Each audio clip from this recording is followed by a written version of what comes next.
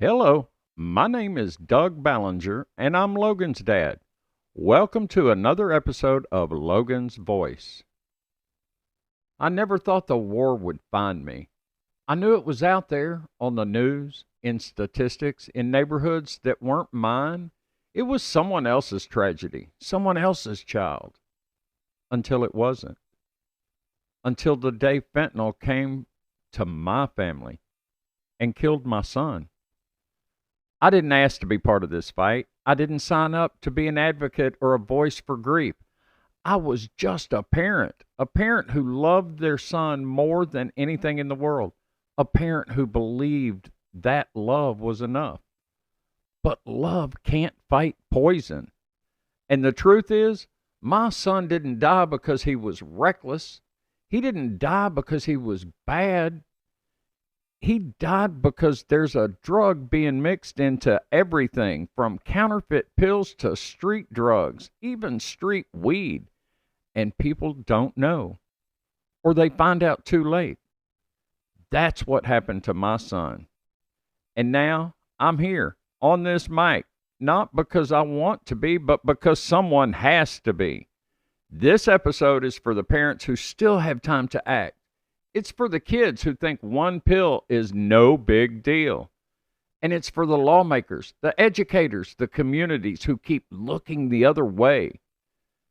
This is the day the war landed on my doorstep.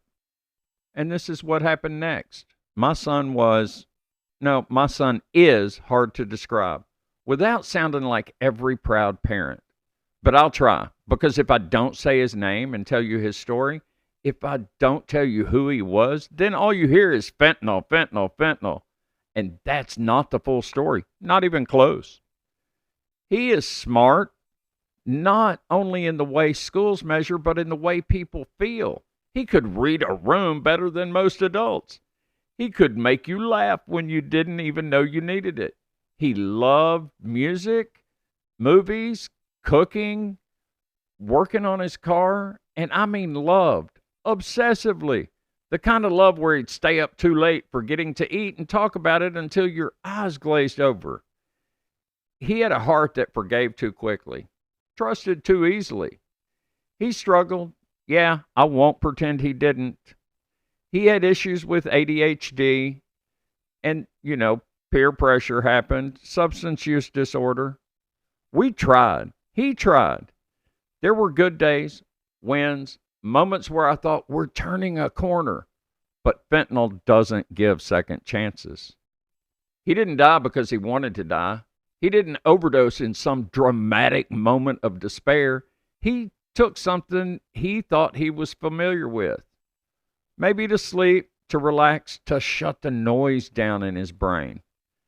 And it wasn't what he thought it was. It only took once.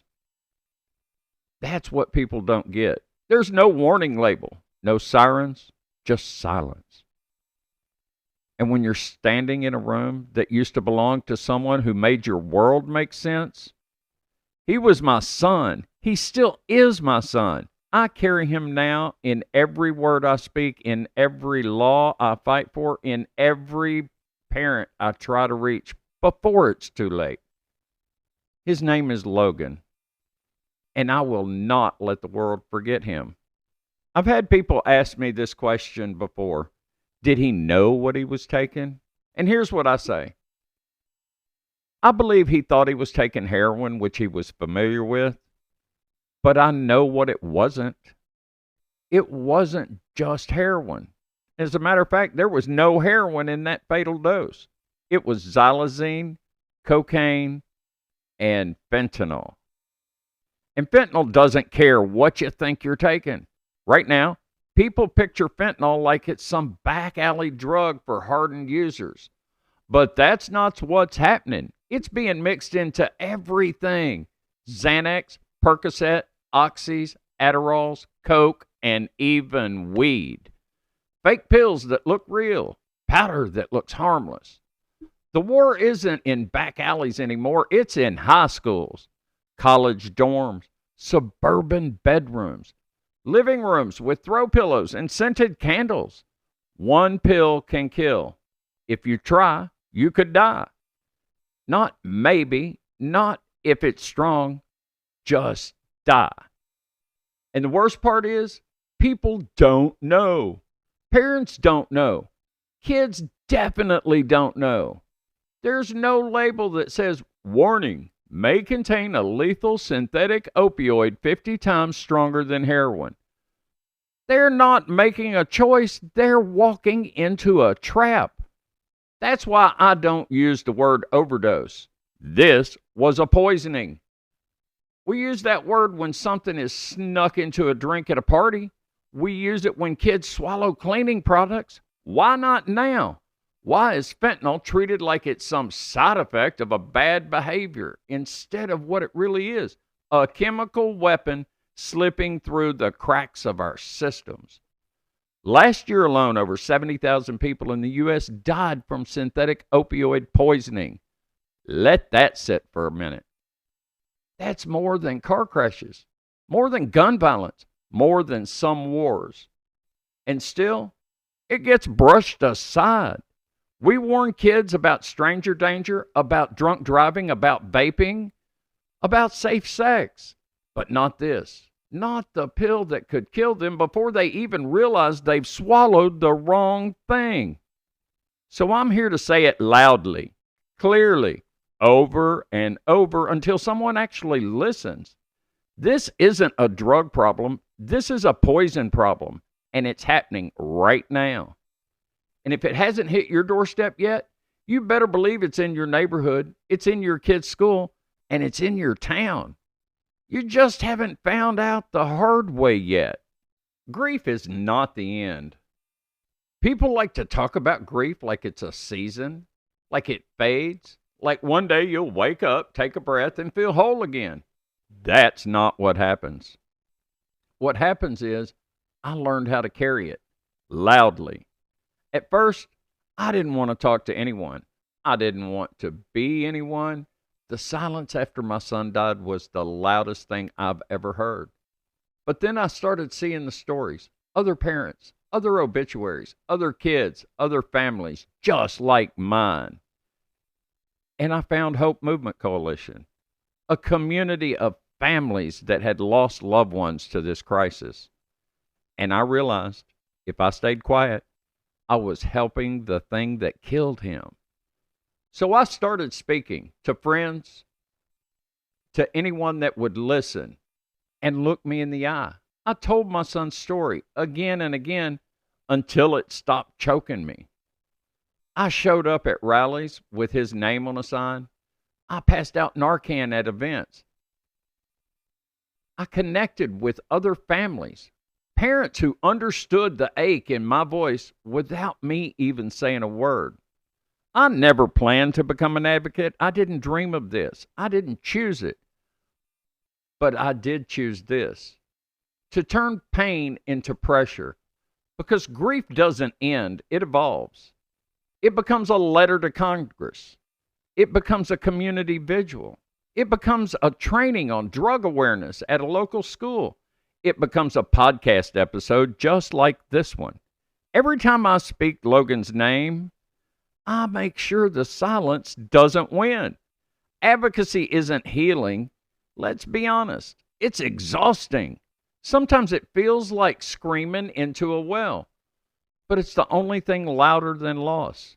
So I'll keep showing up, and I'll keep dragging the truth into the light until no more families have to learn the words fentanyl poisoning the hard way. So what can you do right now? If you're still here, still listening, it means something inside of you stirred. Maybe it's fear. Maybe it's anger. Maybe it's a name you don't want to lose the way I lost mine. Good. Hold on to that. Because you don't have to be a parent or a policymaker or a grieving relative to act. You just have to give a damn. So here's what you can do right now. Talk to your kids. Don't wait for the right time. There isn't one. Tell them about fentanyl, about counterfeit pills, about how one decision can kill, even if they're just trying to manage stress, pain, sleep, or fit in.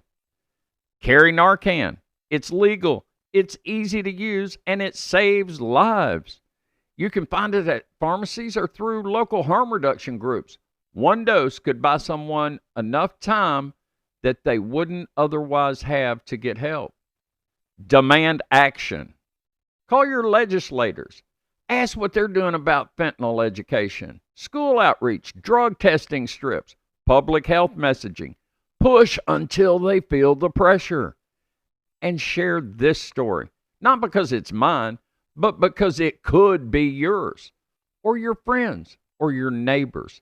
This is how the truth spreads. One voice, one repost, one uncomfortable conversation at a time. And finally, say his name, Logan. He's not a statistic. He's not a cautionary tale.